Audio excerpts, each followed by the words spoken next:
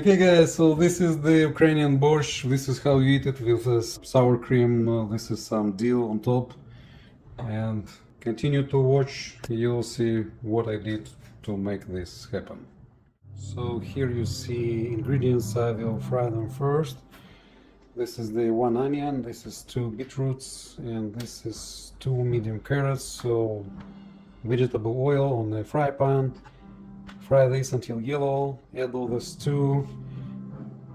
Next I will dissolve this can in one and add this to all this in the fry pan. Here I have pork ribs cooking 20 minutes in an instant pot. Once it's cooked,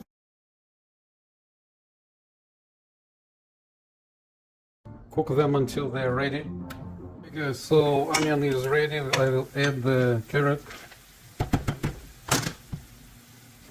Stir it a bit.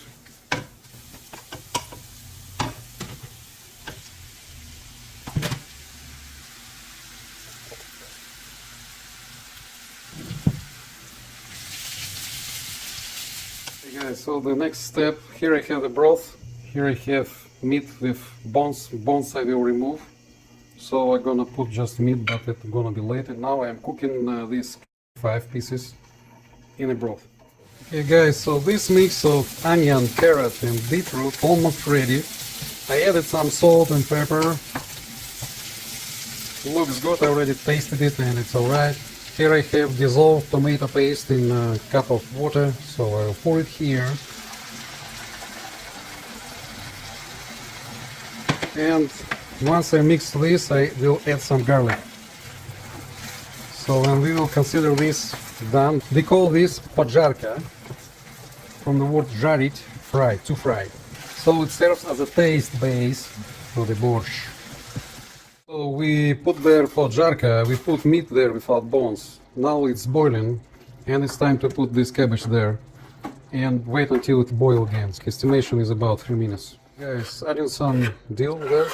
And a safety tip, you should have a spoon.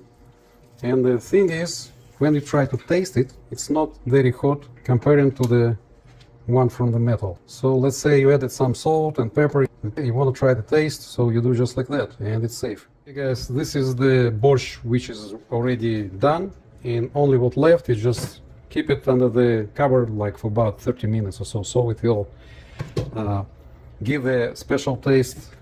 Also at the end we added some lemon juice to add some sour taste. It should be a bit sour, not very much. That's it.